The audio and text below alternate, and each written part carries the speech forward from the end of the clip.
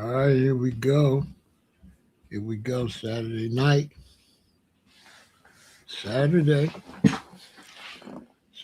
night. Let's get it cracking. You know how we do. Well, let's do it like we always do. Give thanks to your city. Represent your city. You know the routine. Everybody on both of my Facebook accounts, you know I'm representing Chi-Town. Everybody on Twitch, everybody on Kick, and everybody on YouTube. You know I'm representing Chicago, Illinois, aka Chi-Town, aka the Windy City, aka Chirac. All right, we got San Jose in the building. We got the D in the building, Detroit in the building. Yeah, that's my other city where my family at, Detroit. Oh boy. You is not gonna believe what psychologically just happened to me just within about 45 minutes ago. You're not gonna believe this. This is gonna be one for the record books. I'm telling you.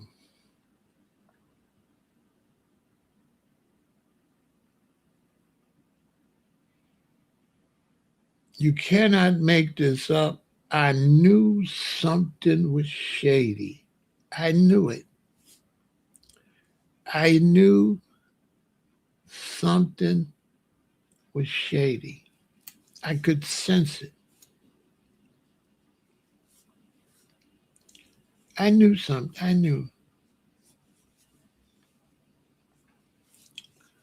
I knew something was shady.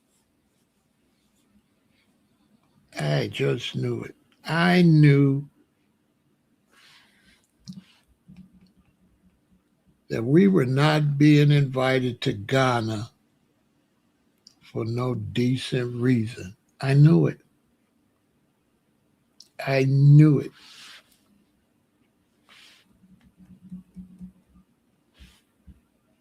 I knew that this wasn't decent. I knew it. I knew it. I knew it. I knew it. I knew it. I knew that wasn't no friendly gesture. And I knew it had nothing to do with us at all. I knew it. And now I found out exactly what's going on. This is breaking news. You tell all FBA, come watch this, okay? Tell them, come watch this. This is breaking news. I didn't crack the scam by mistake. Oh, man, these people, boy, let me tell you. All of a sudden, Ghana is our friend. All of a sudden.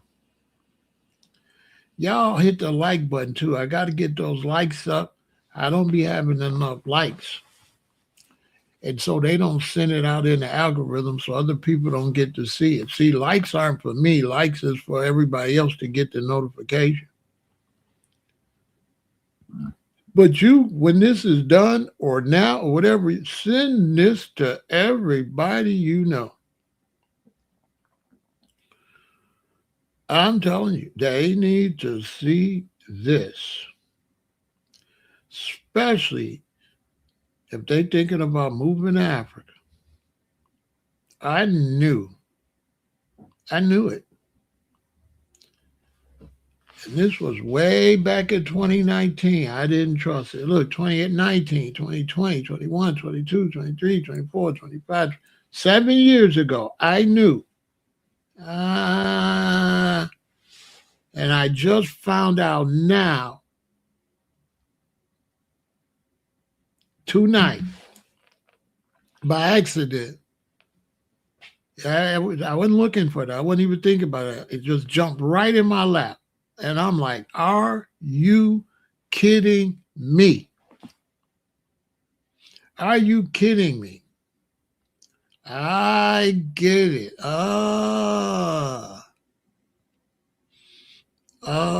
This is a dirty world, y'all. This is boy, I'm telling you, this is a dirty game. This is a dirty game.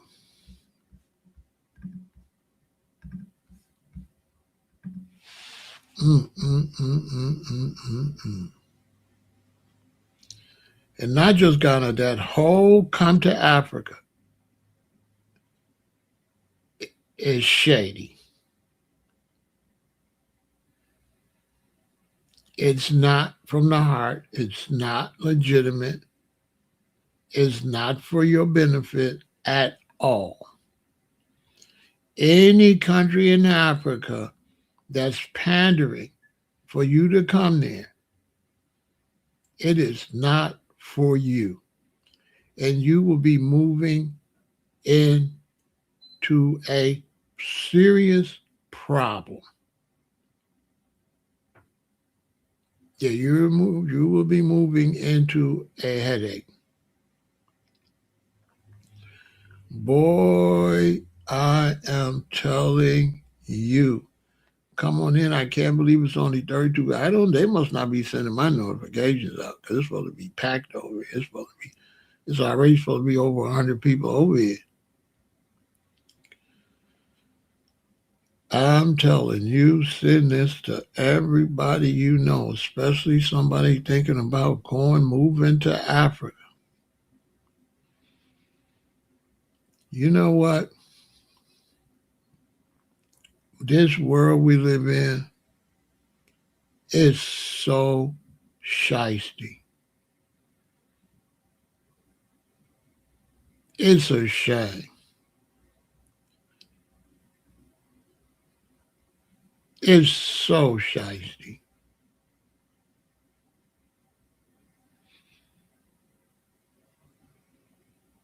This is a shame. This is a shame.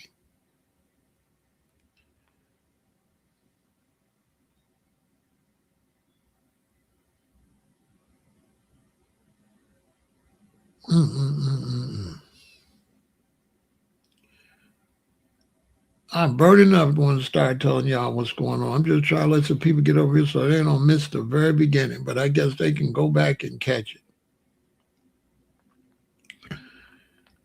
Let me tell the whole story. Y'all got to get it like I get it. So let me take you on the same ride I went on, right? Because it's better if I show you than just jump into what I found out. Let me show you the ride. So this is what happened.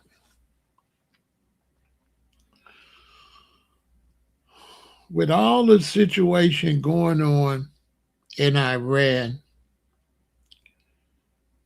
it looked like it might go to war or something like that. I said, I'm going to do a news segment over here. I'm going to do a news segment to keep everybody up on what's going on with Iran, because the situation in Iran could turn into a serious war. It could turn into people getting drafted. It could turn to a long, drawn-out thing. So I might as well start covering it so people can know what's going on. So I started a little news segment. I said, I'll keep it right on my channel. I won't get a news channel. It'll be like a news, how the news come on Channel 2 or Channel 7. So Pharaoh said that, and there's news come on over here, right? So I started doing the news, and I said, okay, but I'm doing the news. So when other things spark my attention, let me cover them. So recently I started covering the fire in Georgia. That's serious. I figured that needed to be covered. Anything I think you all need to know that's not just like everywhere. Certain news I don't have to tell you because it's just like everywhere. and also it might not be such an emergency. And I'm trying to cover the news as is really an emergency or that's not necessarily everywhere. So I covered that. I covered a couple different things.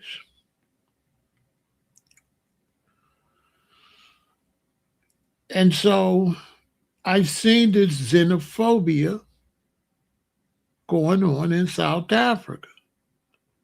I said, okay, this is a good one because here in America, nobody's going to really cover it. And even social media and YouTube is not really covering it. The way it's being covered is within a South African circle. South Africans, Ghanaians, Nigerians. It's in that circle.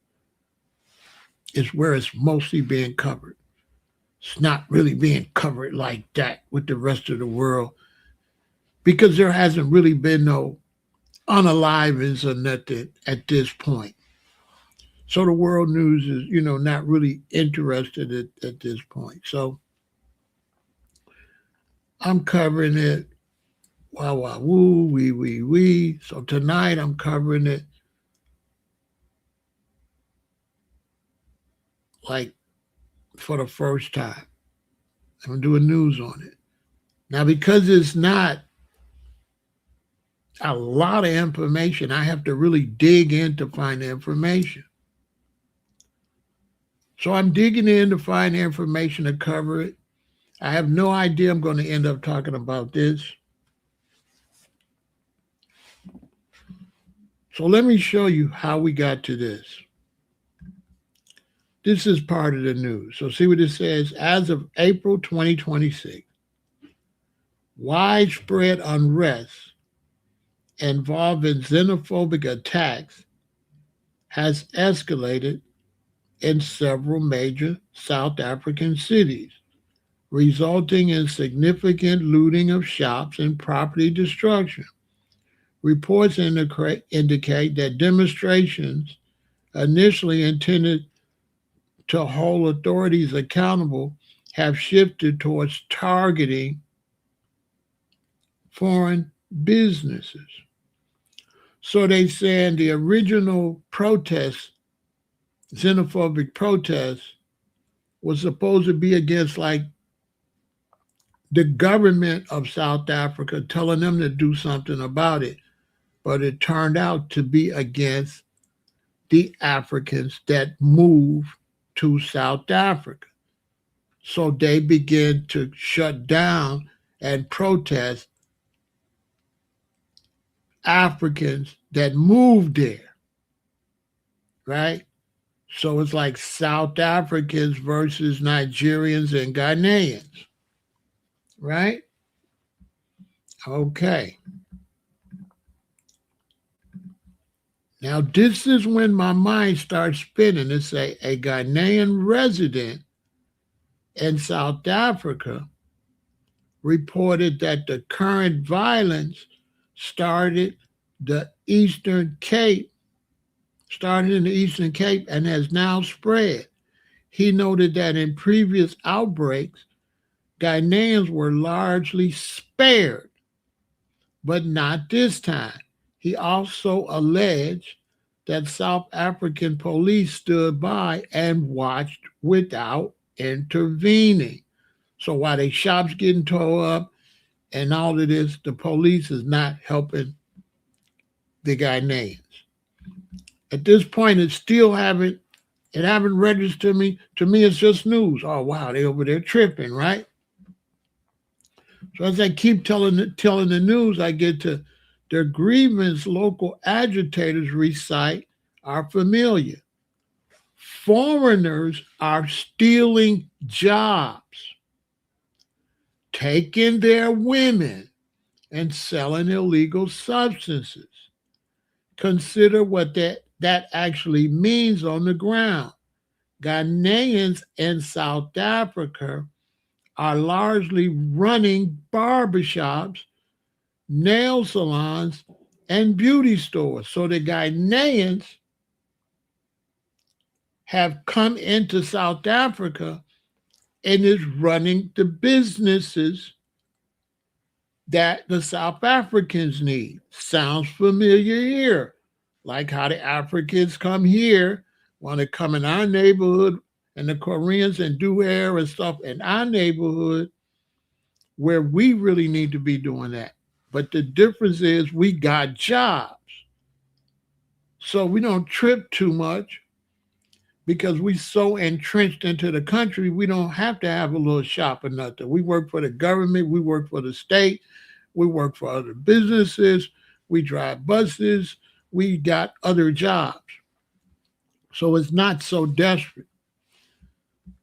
But they're saying these are survival trades in communities that South African formal enterprises does not bother to serve.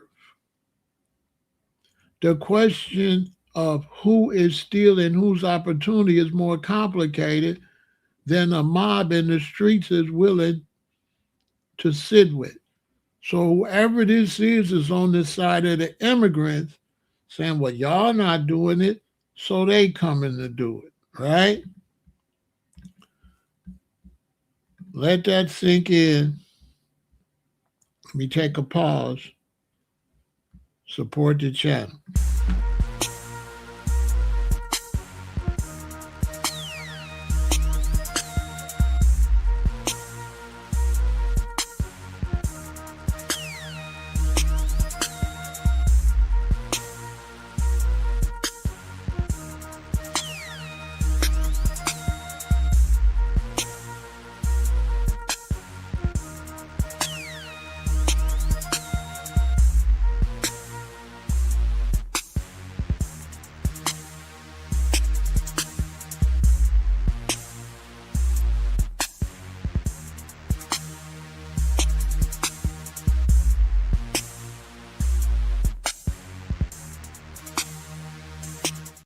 All right, so you with me so far? Who's here? Give a thumbs up, say something. Let me know you're here. Make a comment in there. Hit the like button. How many likes do I got? Can anybody see my likes? Let me know in the chat how many likes I got. How many likes I got? And how many people I got watching? All right, so you got that. So the Ghanaians are in South Africa. They got little beauty shops, this and that and that. And the South Africans want them out because they saying they're taking opportunity from them. I'm seeing that nothing's registering. I'm like, oh, okay, all right. I just wanted to report it. 26 likes, 51 people. Come on, what y'all doing? I got 51 people. I should have 40-something, 50-something likes, right? So ride with me. I'm going to show you how this all revealed to me. So a group calling itself Concerned Citizens and the voters of South Africa is calling for countrywide shutdown on Monday, the 4th of May, over the presence of millions of foreigners who it demands be returned to their home countries, whether they're documented or not. They said, we are xenophobic, reads one of the messages from the group. So this group in South Africa said they want these millions of people out, right? Right? We want all foreigners, documented or not, out of this country. As a matter of urgency, the group's plans to hand over a memorandum at the ANC's Luduli House in Johannesburg to President Cyril Ramaphosa and Gauteng Premier Panyaza Lucifi, among others. A call to action by the group says anyone failing to remove foreigners must either resign or be removed by the relevant authorities. including the ANC National Executive Committee and the South African National Defense Force. You with me so far? So I'm telling this, and then it hits me.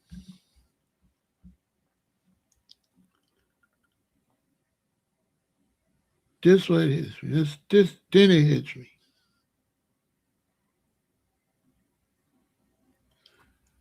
Why are Ghanaians in South Africa doing business?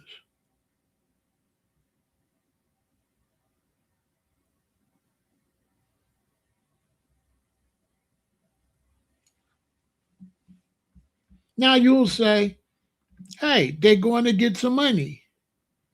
They're going to get some money there where they can't get there. Okay, cool. So now the next question, if you can't get money in Ghana, why are you inviting us to Ghana?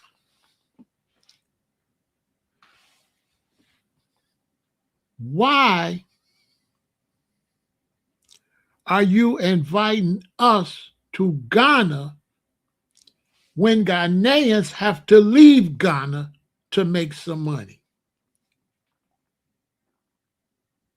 I'm going to repeat. Why all of a sudden there's a year of return for us to come to Ghana when obviously Ghana doesn't have a strong enough economical system for Ghanaians? Ghanaians have to leave Ghana to make some money.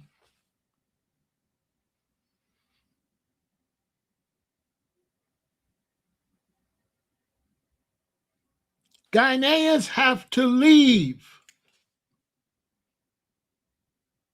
to make some money.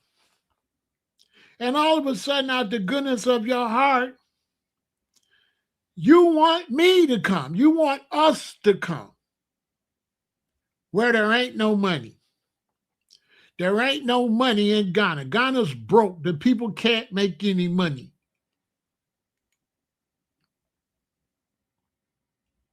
Because if they could, they wouldn't be running all over Africa.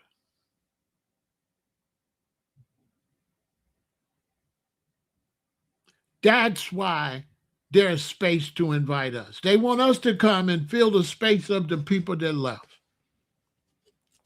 Facts. It never was for us. It never was about a year of return. It never was about being brothers or sisters or none of that. It's about a failing economy that can't take care of their own people and trying to invite us in the middle of that mess.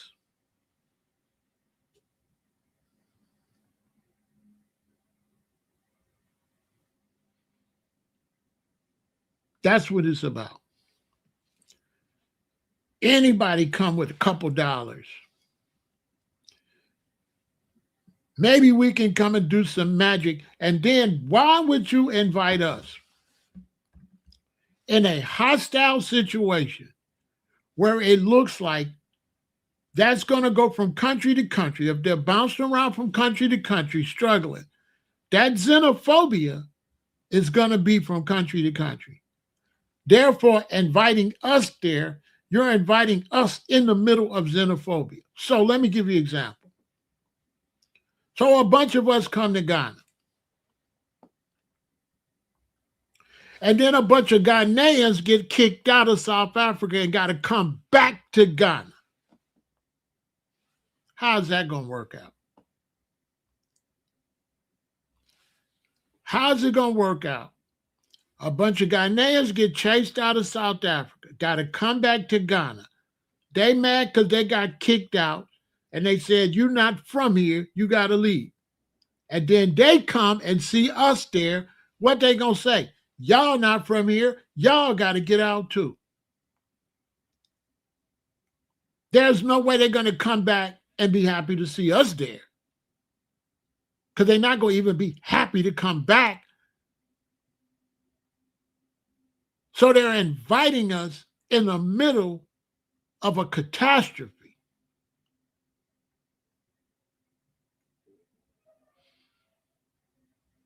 It's a scam.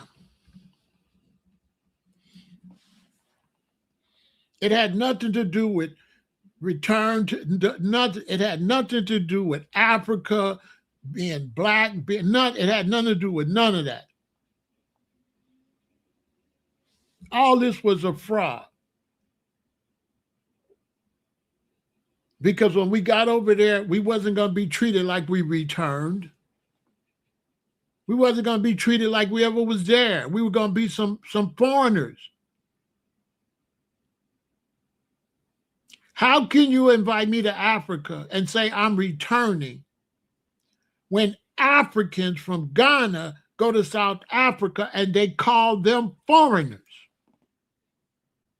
So why are you trying to sell us a fake Pan-Africanism, a fake we all Africans, when you don't even practice that in Ghana, in Nigeria, in South Africa? You don't practice this. There is no, that doesn't exist. They know doggone well we're not going to be welcome. They don't even like each other.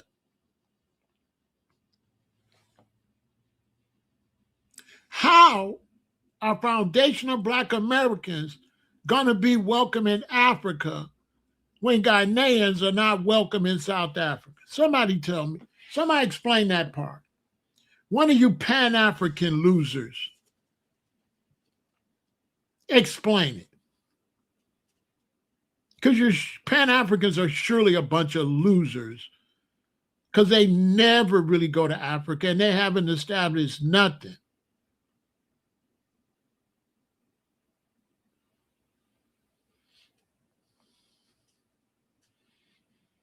Nothing. They'd be like the guy up in Detroit, hollering Africa for years. He ain't never going no damn Africa. They don't even like us here. We have no relationship with no Ghanaians here. Ghanaians here, what relationship we got with them? Not only will no. Yeah, but guess what? That's second. Guess what's going to be first, Leonard? We're going to be in the middle of a bunch of nonsense because we're going to move somewhere where people is throwing each other out and calling each other foreigners. So if we move to Ghana and Ghanaians are being called foreigners in South Africa, what make us think that anybody there is going to have this African mentality? They're not Africans. They're Ghanaians, South African, Nigerian, and trying to get us to come as Africans. But nobody's over there as an African.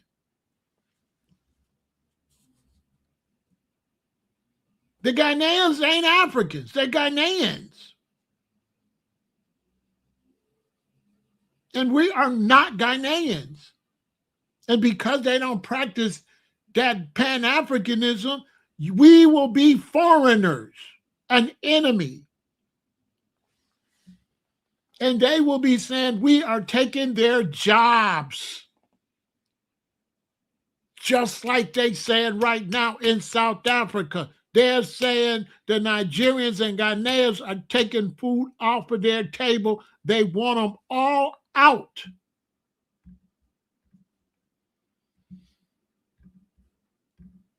Look, let me listen. Let me show this again. Because I don't think people understand what they reading. Hold on. Let me show this again. Because I don't think people understand what they're reading. Read this and read it close. What are they saying? What are the Africans in South Africa? What did they call themselves? What did they say?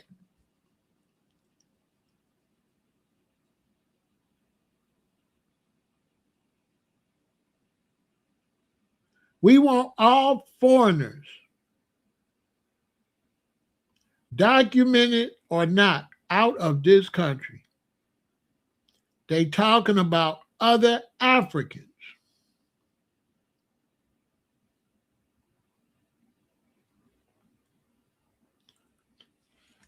That's what we would be.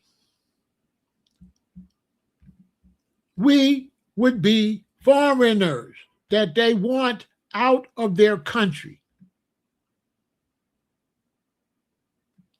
That's what we would be. Look at the bottom. What the Africans say? We are xenophobic. These is black Africans.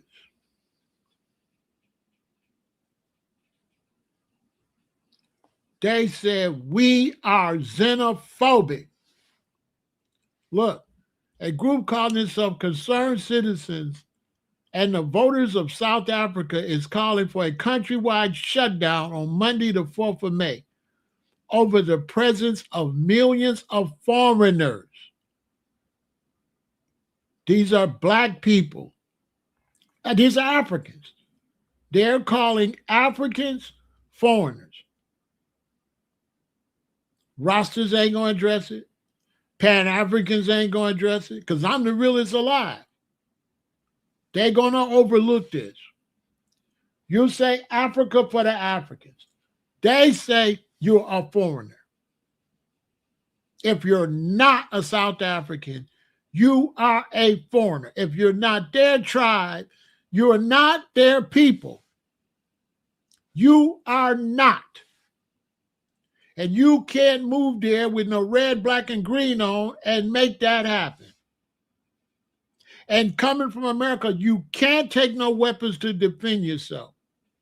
And everybody with any sense knows by the time May, this is going to turn violent. And imagine us way over there in the middle of a violent situation. I just read to you earlier, it said the police wasn't doing nothing when they was tearing up the people's shop. Because the people going to be tearing up your shop is the same tribe as the police. They don't want you there either. They saw you. These is black Africans.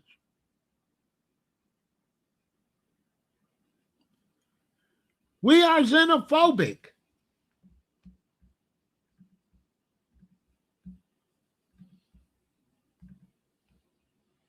And them people know that when they invited us there.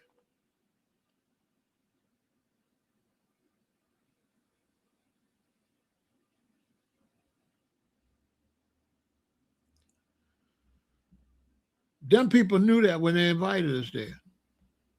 You think they don't know that?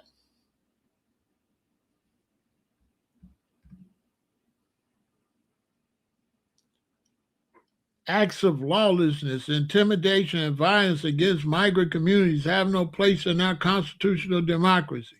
A bunch of hogwash.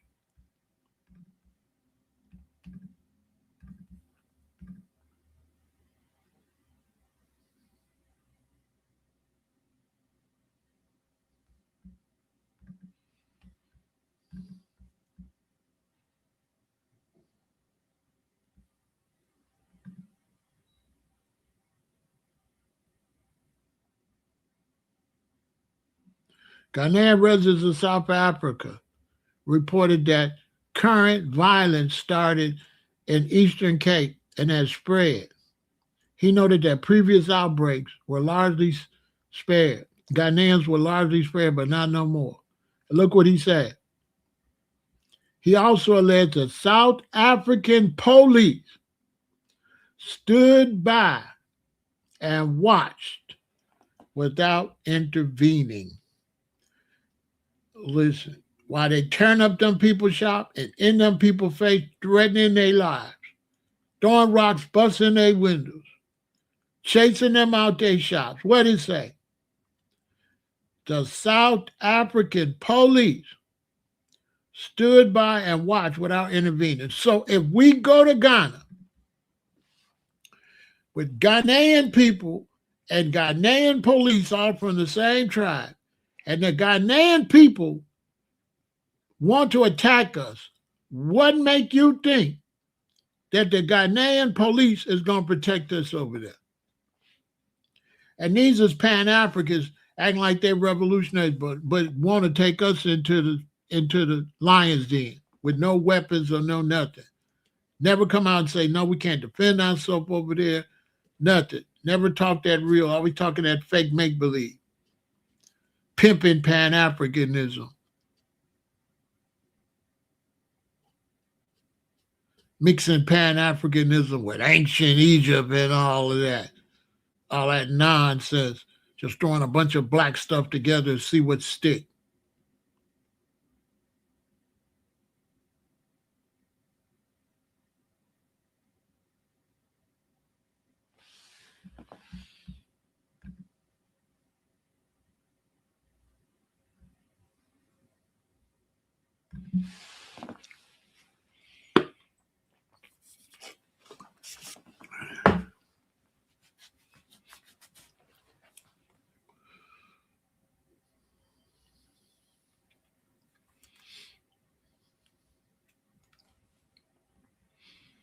Facts.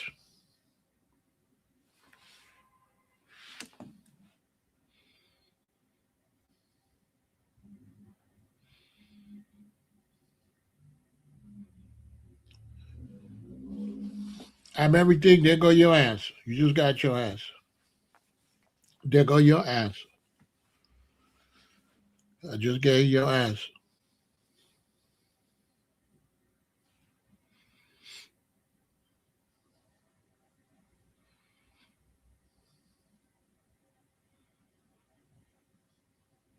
Just let that sink in. So that's why. Oh, it's the year to return. Oh, we need more of y'all to come. It's beyond the year of return. Oh, that ain't work yet either. Oh, we gonna have Juneteenth. It all makes sense. We got to get them over here. Because a lot of our people left. Our Ghanaians is in other countries. The people that would be running our beauty shops and stuff see they can't make no money. Maybe the Black Americans would go for the sucker. Maybe they could do magic. They might think we could do magic and make money where the Ghanaians couldn't. But the problem is, are they going to let you come there and make money? We live in America. We know how that go. You're not going to jump down in the middle of a bunch of poor people and make money and they're going to be happy about it. So when you hear these people talking about this opportunity over there, there's no opportunity when you're surrounded by poor people. There's an opportunity to get your business burnt to the ground. And these fake Black conscious entrepreneurs know damn well you're not going to make enough money to feed them people to keep them happy.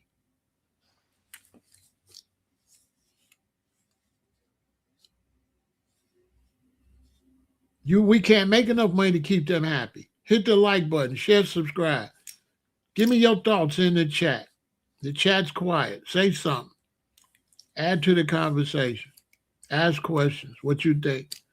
Let's get the conversation going. As long as you're on subject, you ain't trying to argue, you're really trying to go and talk about it, I'm with it. I'm with it if you got some legitimate. So don't see people that be on nut stuff and think you can't talk. You can talk over here. It's just certain people, they don't like the conversation and they ain't going to help the conversation. They want to come and distract the conversation. We want to enhance the conversation.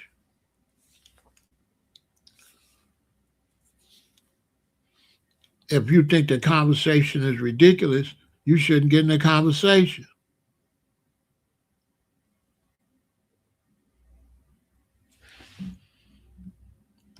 He said, Pharaoh, I just watched a YouTube video on Ghana that said their water is like 80% poison, rivers and lakes, due to mining. The people are protesting. It looks desperate there. It's absolutely desperate there. It's absolutely desperate there. What you mean by that? I guess Americans have a lot to learn from South Africa as far as what?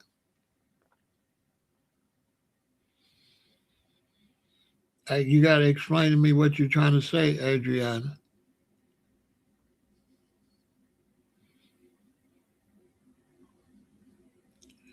As far as what?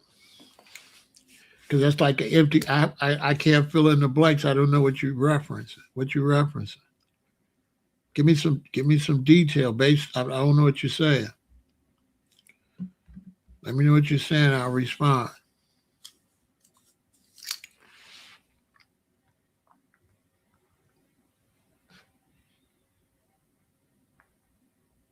What's that?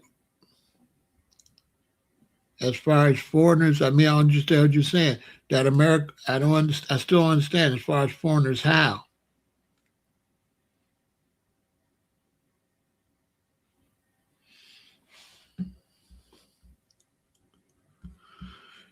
When they say all foreigners,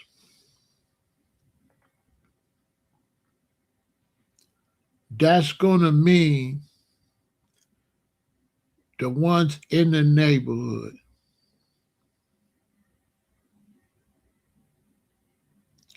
Right? To take care of our own first.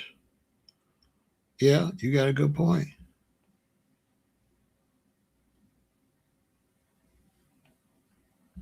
Right? Okay, let me see. He says, I have a question. I'm from South Africa and the situation is bad due to foreigners. Ghana, Mozambique, Zimbabwe, Malawi, Ethiopia. They free to come to South Africa.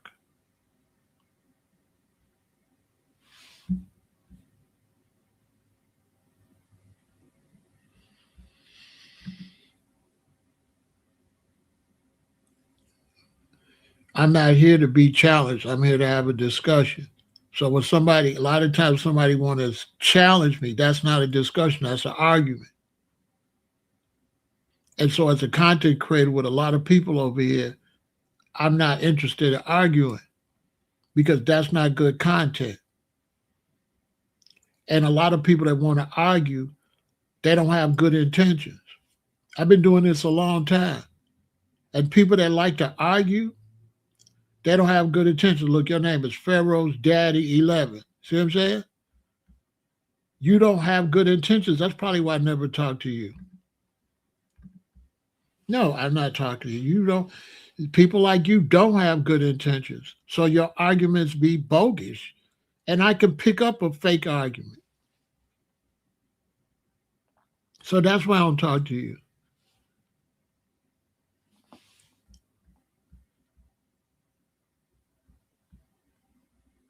They're free to come to South Africa. And that's the problem. It's the same problem Joe Biden made. People have to come across the border legally and they have to be monitored. They can't just come anywhere. And I give it the same example all the time. If you got a house, because countries that got open borders, but your door is closed. Now, when you live in a house, I don't know if people understand this, but your house and your fence, that's your personal border. But you don't realize that's a border. And people have to ring the doorbell or knock to come in your house. Everybody in the neighborhood just can't come in your house. Now, if you're already in the country, you can go from city to city, but you still can't come in my house. But you can't just leave another country and just come into a country because a country has an economy. All right, let's break it down. Like if you live in a house, you, your wife, and children, you're like a country. You have an economy. You make so much money, she makes so much money, and you got to buy food, you got to pay bills, you got to feed your children. You don't have an economy for 20 people. Your door is your border. So hundreds of people just can't come in your house. How you going to feed them? So a country has to have a border, and the country has to monitor its economy, its job situations, and they have to let people in based on do they have what it takes, right, to accompany these people. This is just common sense. You have to be able to accompany them. You can't just let them just run across. Who's going to feed them? Who's going to take, okay? It has to be done in a way. If you want to come here, don't I have to accompany you? Or should I let you come to America and be homeless? See what I'm saying? I'm not helping you, letting you come here and be homeless. I have to have things set up where you can come and get involved with the economy. Then I have to have a border, because you might have just raped some girls down there and you might be running from crime, which happens all the time. As a matter of fact, when I left here, when I left Chicago when I was young in my 20s, on my way to Hawaii, we took a Greyhound bus, me and my friend, to California. We used to go to the Greyhound bus station, just buy a ticket, no ID or nothing, just get on the bus and go. We were somewhere in the middle of the country going this way, and there was a stop, and there was a guy on the bus. He was going towards Chicago. We going toward the West Coast. He going east. He had unalived somebody. Went with no ID or nothing, bought a ticket, jumped on the Greyhound bus. So as time went, what did Greyhound have to do? You got to show an ID. You can't just go buy a bus ticket and go to another city where you might have unalived somebody or raped somebody in that city. So the ID is like showing your proof at the border. You can't just go to a country. You can't just let people in here. Who the hell are they? This is what Trump was saying. Everybody got mad because he said there's a bunch of criminals running across the border. Listen, he was 100% correct. You'll say they're not all criminals. Let me tell you something. The main person going to run is going to be the criminal. The main person that's going to run from South and Central America, the main ones is the ones that the feds and the federales is looking for. They're going to be the main ones running. And if you don't think people that's trying to avoid prison or avoid the other gang getting them won't flee, you're crazy. You're crazy. If you got people running across the border, a lot of them is wanted either by an opposite gang or the police. Anybody don't know that is a fool. Is a fool. That's just common sense of somebody running. Because guess what? Guess why I was on the bus? Trying to get out of here before my court date because I got caught with some ganja. I wasn't leaving legitimate. I was running from the police. The only difference is I hadn't done no violence. But I could have been running from violence. I could have unalived somebody or something and jumped right on the bus and went to California. Just like that. You can't just go nowhere. There has to be a system.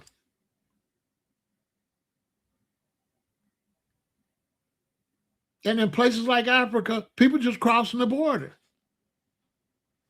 I'm telling you. They just crossing the border. South America, Central America, they just going wherever. Because they have a border here and wide open land there. So they ain't going to go through where the border's at. They're going to go there and just walk across. Just like here, they had the border. Trump was going to build that wall all the way. They stopped it. And look, we end up with a bunch of Venezuelan criminals here.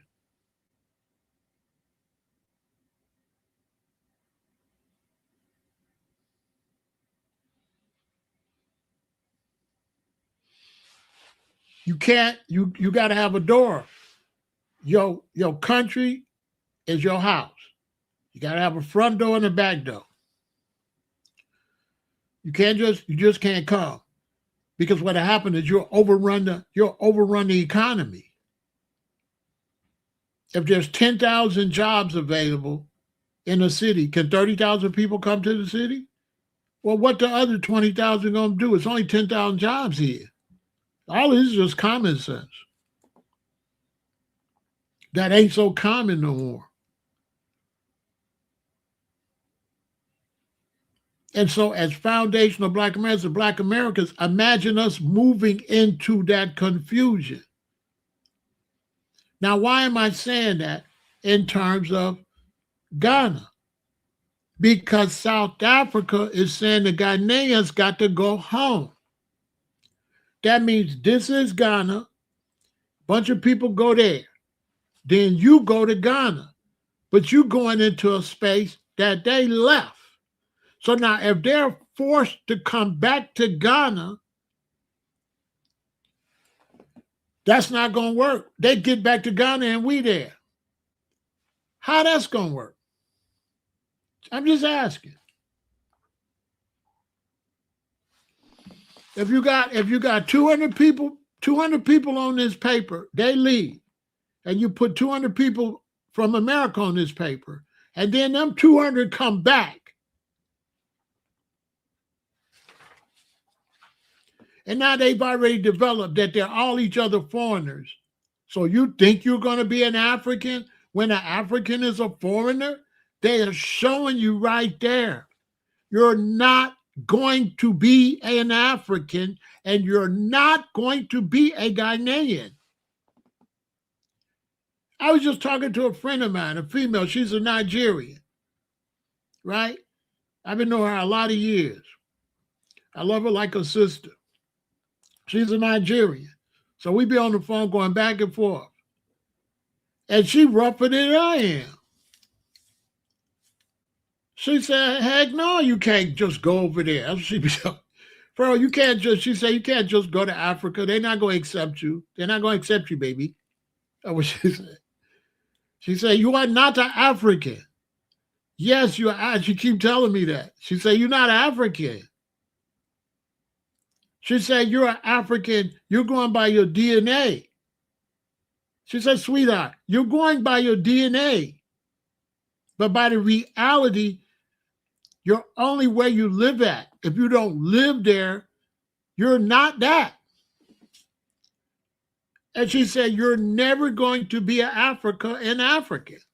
You're in Africa, never. And like I said, my friend moved to Kenya.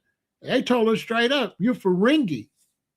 She thought she was a Rasta, got the dreadlocks, Africa. She moved there and found out no, because we got it wrong. The Africans don't got it wrong.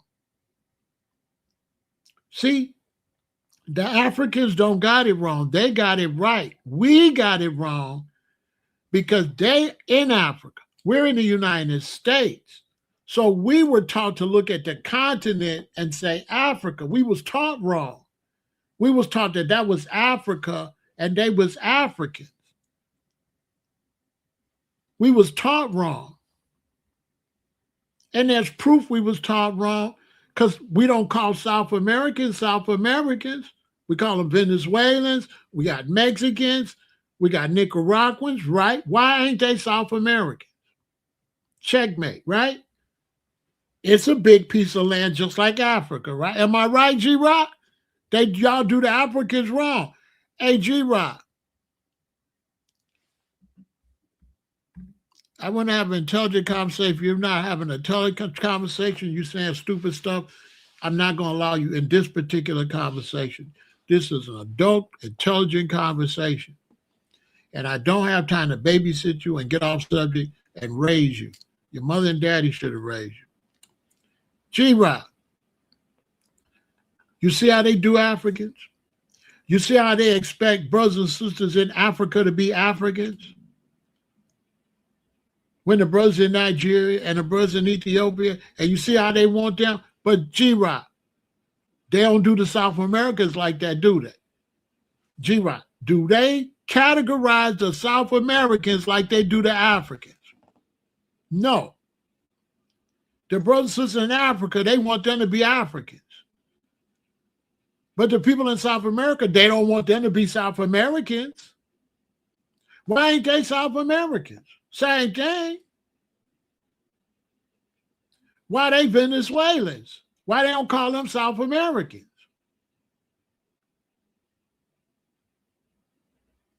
Y'all just let that sink in.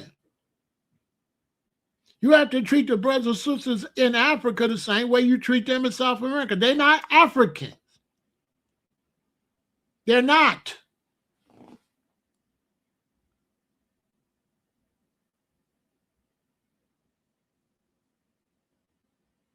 They'll be willing to accept a country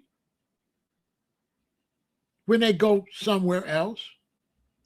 So if a brother or sister come in from Nigeria or Ethiopia, they'll be willing for you. They'll allow you to call them Ethiopian or Nigerian. But in Africa, they're not Ethiopian or Nigerian. They whatever their tribe is when they get home. They whatever their region is when they get home. They're not even their country. Some places are, but most places they don't even represent their country. They represent their tribe. That's their family, is their tribe, not their country. But when they go abroad, they'll accept that. A brother or sister from Nigeria or Ghana, they'll accept me calling them Nigerian, Ghanaian. But they ain't really accepting me calling them no African. They ain't no damn African. And they right on that, because the South Americans ain't. You didn't call them South Americans, you call them Venezuelans. You call them Nicaraguans. You call them El Salvadorians. So why you don't do the brothers and sisters in Africa like that and call them Nigerians, call them Ghanaians, call them Liberians, call them Ethiopians, call them Eritreans. Stop calling them Africans. They ain't no Africans. They deserve the same amount of respect that you give to people in South America. You don't lump them together. But we come up under Pan-Africanism. So we thought they was Africans. We ain't doing it on purpose. It's just, that's what people called it. We come up under Marcus Garvey. He said Africa for the Africans, so we figured they was Africans. But Marcus Garvey didn't know what he was talking about. When you deal with your past teachers and scholars, you have to give them respect for their knowledge, but you have to keep it in the decade they in. You can't apply their greatness to today. Marcus Garvey's greatness is then. His teachings now is trash. It was great then. It's totally wrong now. You know what I'm saying? It's irrelevant now. Nothing wrong with that. That's just like you got an old car you got to crank up back in the 20s. Fine, that was great then. But that car you got to crank up in the 20s ain't nothing now. But it still was great they invented that car. Yeah, that was great. Marcus Garvey was great as a stepping stone. He was a great stepping stone. But you can't uphold what he was teaching today. Today is irrelevant. Marcus Garvey didn't have access. He didn't have the access I got. How you know? He don't know more than me. He don't have access. He don't got internet. He can't go online and look at maps. He can't zoom into no country and all that. He can't Google search. You know what I'm saying?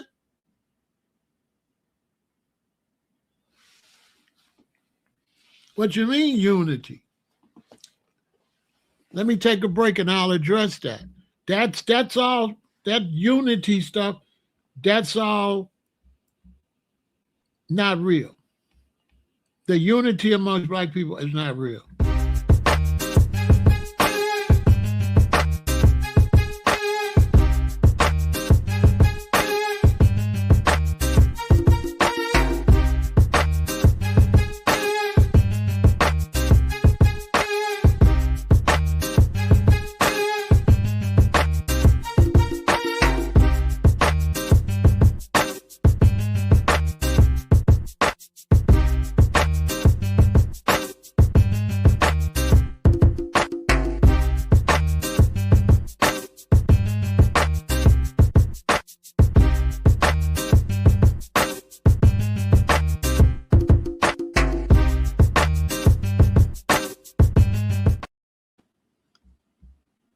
Whereas that's why I'm an outlaw in the conscious community like that.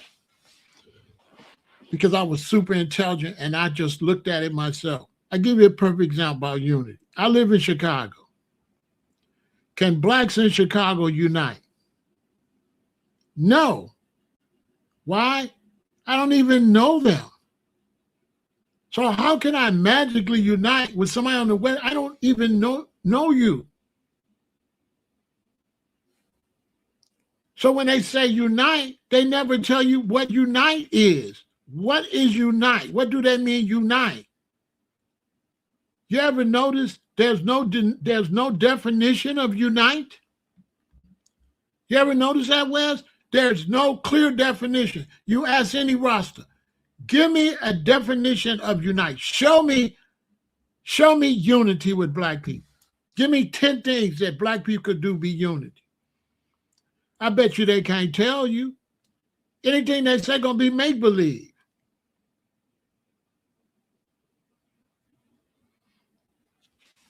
He says, under a common enemy, under a common condition. You're never going to be under a common condition because your rent is $1,500 and my mortgage is $2,500. You got to go to work and feed your kids. I got to go to work to feed my kids. I ain't even got time for you in the real world. We don't have nothing in common. You go feed yours and I go feed mine in the real world.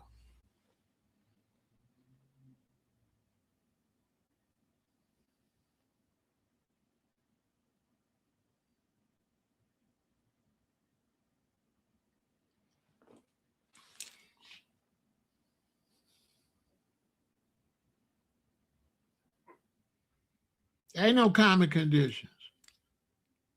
Ain't no common conditions because you got lazy people out here. What you're saying is absolutely make-believe. If you're a hardworking person, you can't unite with no lazy person. And there's a bunch of lazy people. If you're a hardworking person, if you're a clean person, you can't unite with no drug addicts. You can't unite with no dope fiends. So everything you're saying is make-believe. Everything you're saying is based off everybody got their shit together and everybody, but that's fake. Yeah, people that got eating disorders that eat all day until they're 800 pounds. You can unite with them? You can unite with somebody just eat all day? You can not unite with somebody that's got a sex addiction? You can unite with somebody that's an alcoholic? All that's make-believe hocus pocus.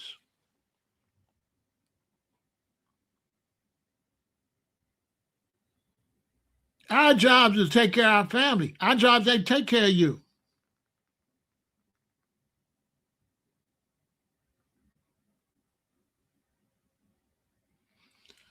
I ain't trying to unify. I'm trying to raise my kids. I'm not trying to unify with the neighbors. I lived on the block.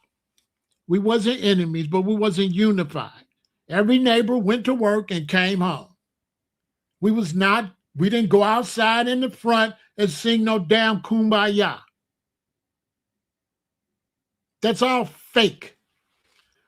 Show me one neighborhood where they're unified. They're not unified. They all got lives inside those homes that has nothing to do with the life in the next homes. That's make-believe, fake ideology. The point I'm trying to make with this is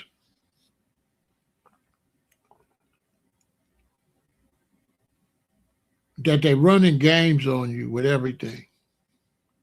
The invite to Africa is not legitimate. It's based on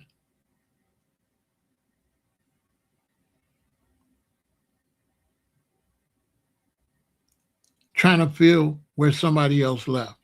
It's basically trying to use you. Even when you talk about Black Power movement and stuff like that, all of that stuff be a scam. All of that stuff be based off of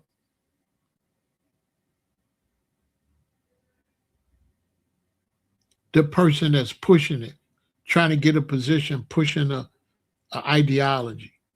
It never really is authentic.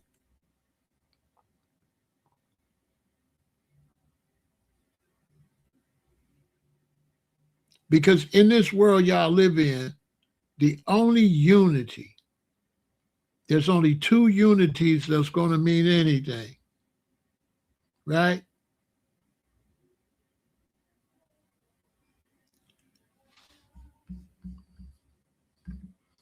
Yeah, well, I'm just hurting it again because you're out of here too. The only thing that is good for y'all when it comes to unity, there's only two unities that's going to do anything.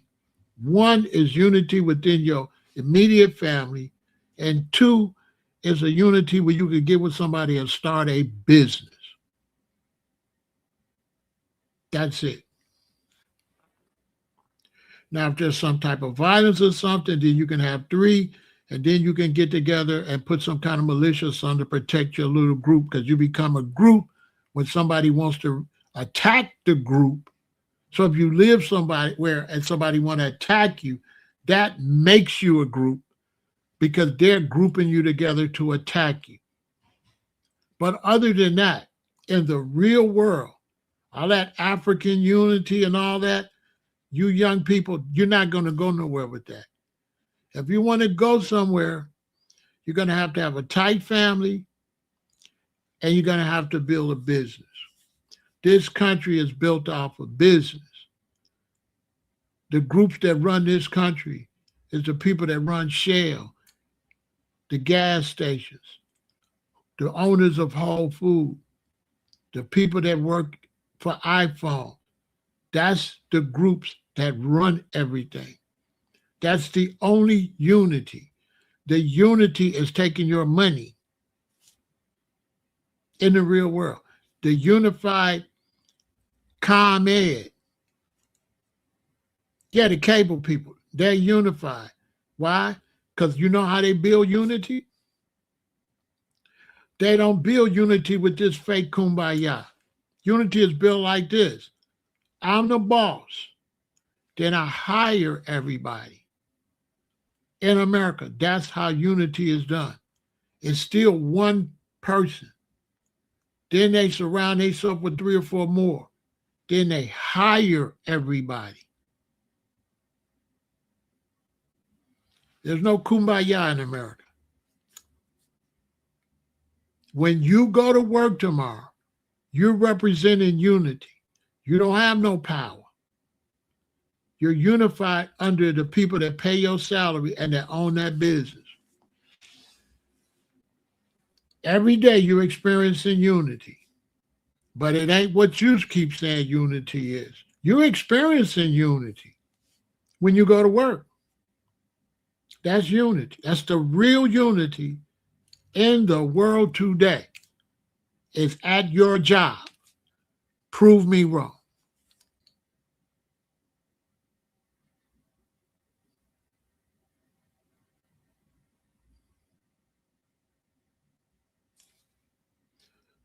Prove me wrong. The unity right now is through YouTube. No YouTube, we ain't over here unified talking. Tell me I'm lying. Even this conversation is based off of YouTube. Without YouTube, we don't even have no unified conversation right now. I can't talk to you right now without YouTube. You're on YouTube talking about Bill on YouTube. But without YouTube, you wouldn't even know me. So how would you build? How would you build? You're talking about building on YouTube, but you can't even talk about building without YouTube.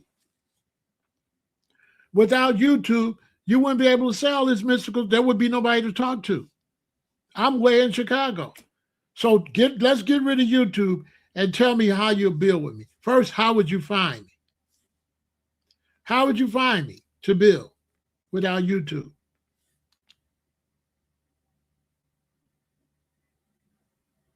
So you get on YouTube, you start talking magical stuff. We could do this and that. And we can't even talk without YouTube. without a business, you wouldn't even be able to talk to me. You wouldn't even see me in the real world. Yeah, in the real world. And YouTube has to unite with other businesses or there is no YouTube. If YouTube is not united with the electrical companies, not united with the satellite companies, YouTube can't go nowhere either.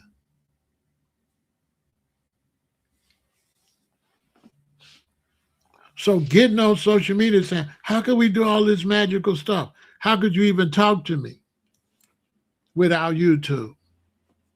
So you want me to believe that you can get on YouTube and now you can make me believe we could do something super magical unity on YouTube? Knowing once we off YouTube, everything you're saying is canceled? You're saying it based off of YouTube? That's why it's make-believe. Because you can't even do nothing. You can't even ask me questions without your electric bill, without your phone bill being paid, without YouTube. Don't pay your phone bill unless you unite. Yeah, don't pay your phone bill and then get with me and talk to me about uniting. Don't have your internet on and show me how you're going to unite.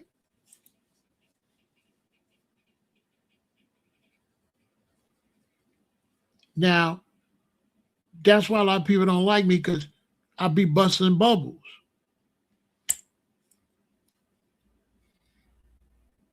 You on YouTube talking about unity. I'm a businessman. I'm looking at you like you're a clown.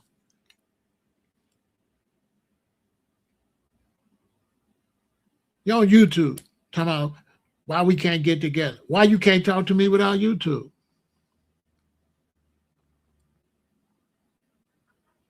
Can you talk to me without YouTube? Mr. and Mrs. Why we can't get together saying a bunch of fake stuff on YouTube.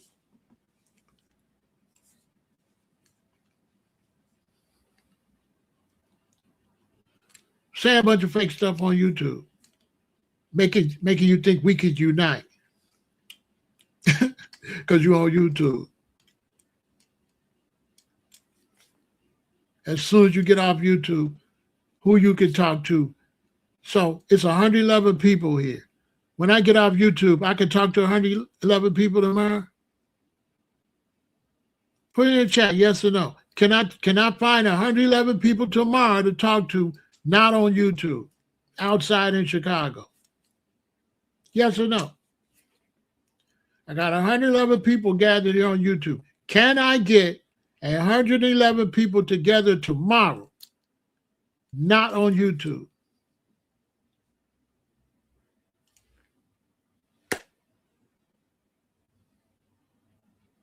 Can I?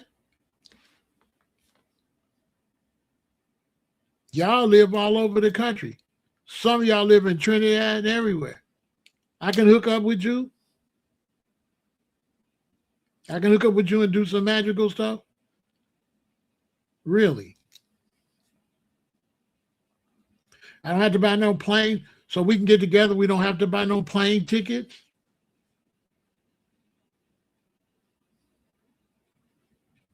We don't have to go through United Airlines or nobody. We could just get together, huh?